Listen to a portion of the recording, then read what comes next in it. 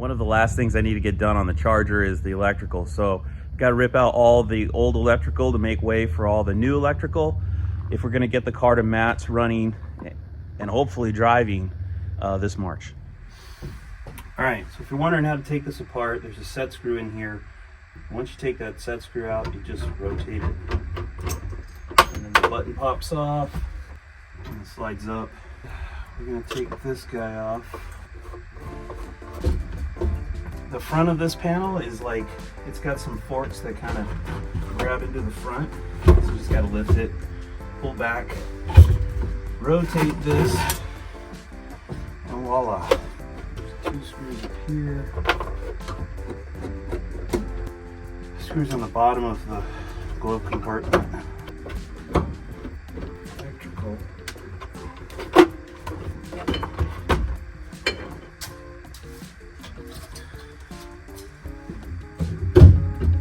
I'm going to go ahead and pull the seat out just to give us more room to work in here, because doing the electrical up here, I mean, it commands a lot of space. It's crawling under the dash and all that stuff, so it'll just be easier if the seat's out.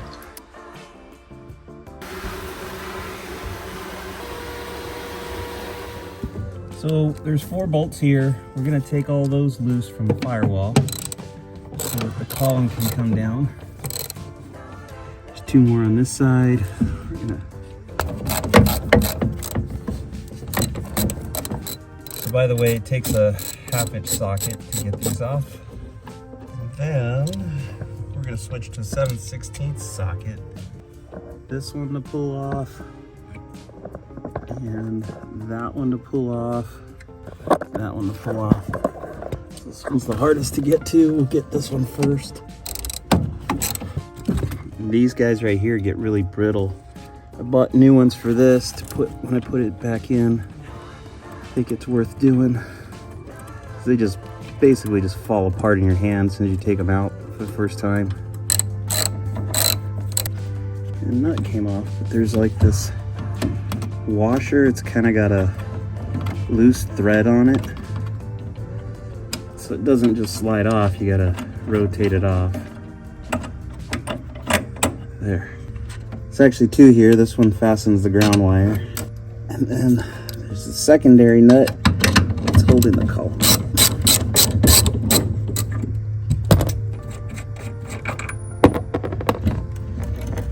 Alright. Well, looks like somebody already pulled all the screws out.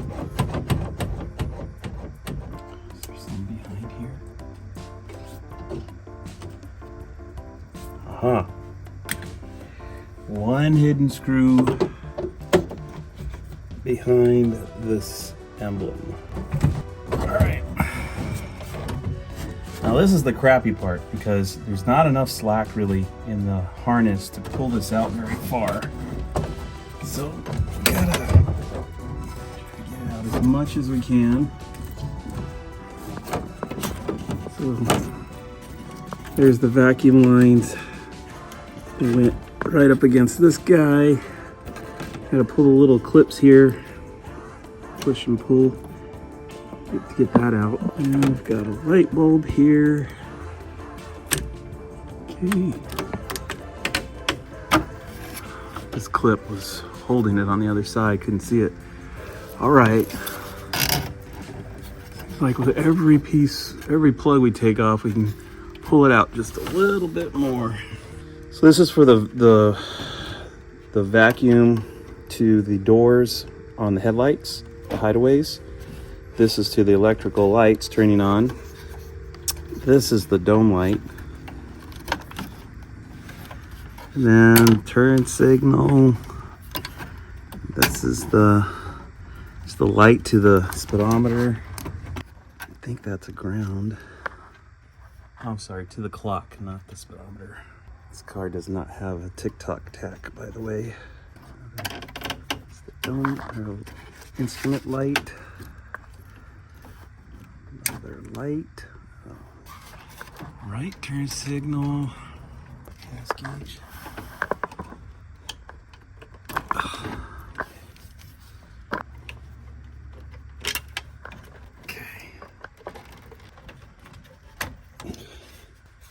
for the amp meter. What is that? Hey, just so you know, many a Mopar have been lost to fire due to the amp meter. Because the way it works, it basically is measuring the amperage. So all the power of the car generated by the alternator is basically going through this guy. It starts to build up resistance over its age because it gets corroded and stuff. And then it builds heat. And then it melts the wires and it catches fire. And then your car burns from under the dash. So what I always do, you could do a couple things, but I always eliminate it. There's a company that makes amp meters that, I don't know, I guess they're better or they're somehow different, so they don't do that. What I always do is I just run a jumper wire from one side to the other. So like here's your red, this is your black. I run a jumper wire across it. You could also take this off and just put them both on one side so they're not actually going through the amp meter. If you have an old car with old electrical wiring in it, it's worth doing that because it's a high risk of catching fire. Okay, and what's this last one? Wiper fluid. All right. Just zoom in here, try to get the colors right. And then the outside. All right, there's the cluster. It's out. I'm gonna go ahead and take it apart, and I want to wire wheel all these contacts and stuff just to make sure that they're nice and clean, so that you know, we've got good electrical contacts between everything when we put the new harness in. I'm gonna pull all the light bulbs out too, clean the contacts there. That one's broken.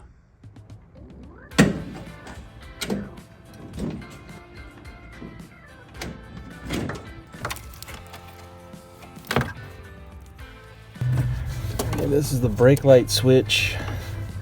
You have to remember white towards the back, pink towards the front.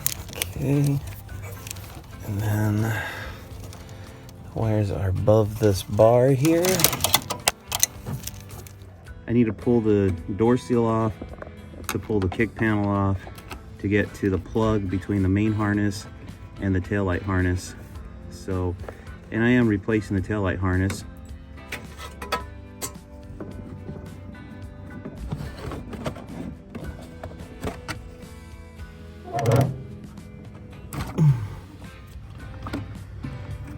Okay, I believe that's to the dome light. These guys are to the door switches. It doesn't look like it disconnects.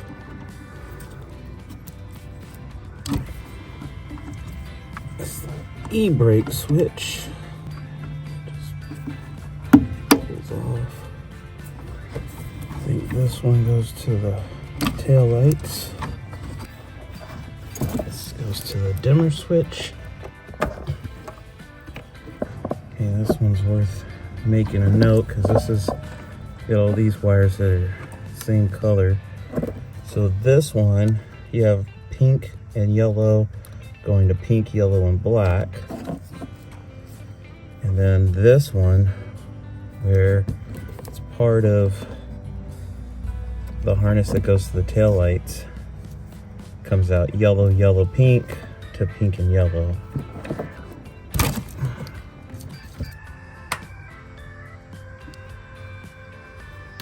Yeah, sweet. All right. Huh, that was pretty deceptive.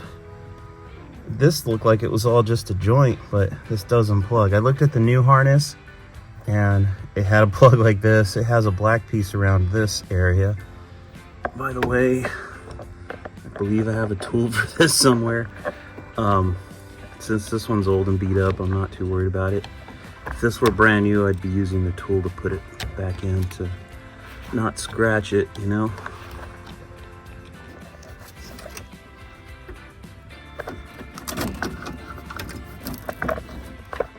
I'm gonna have to pull the ashtray just to make sure I can get the cigarette lighter. I gotta pull these 2 screws out.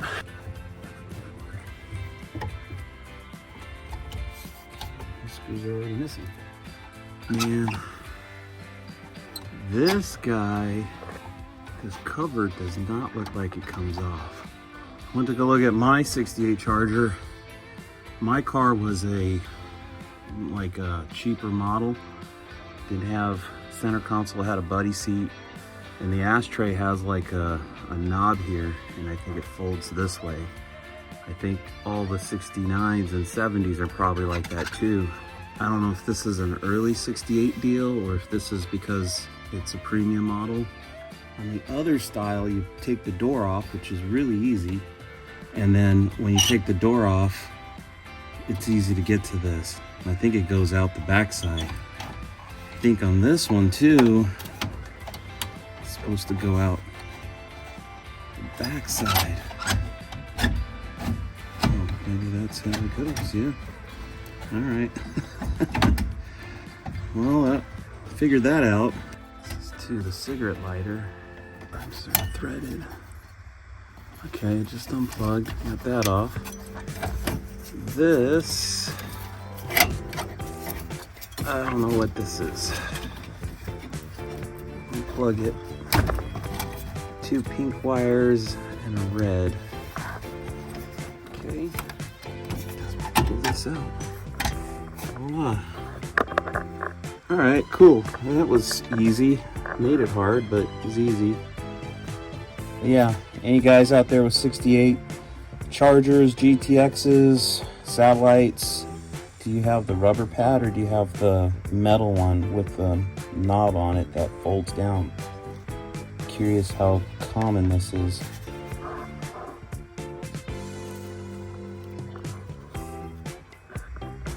Get medical attention for the injuries. Don't sign anything. Don't make statements. What is that?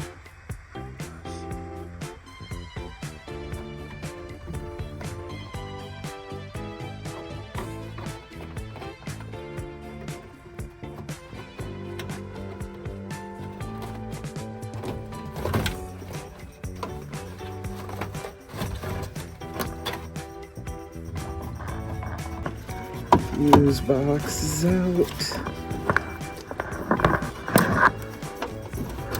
This is going up top. Oh, it's going to the heater control. Okay.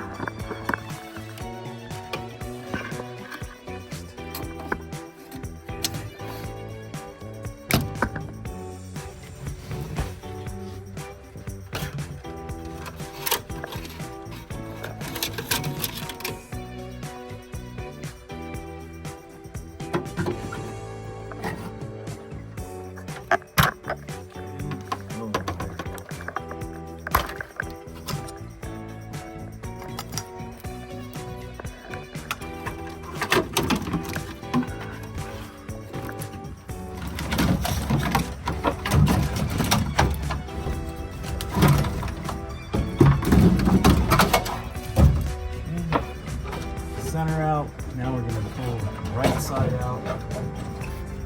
This looks like it goes to the temperature controller.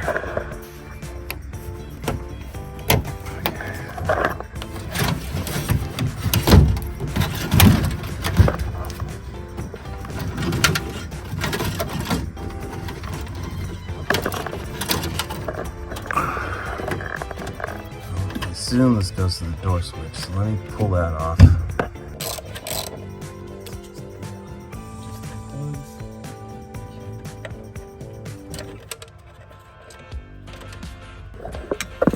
Goes through right here.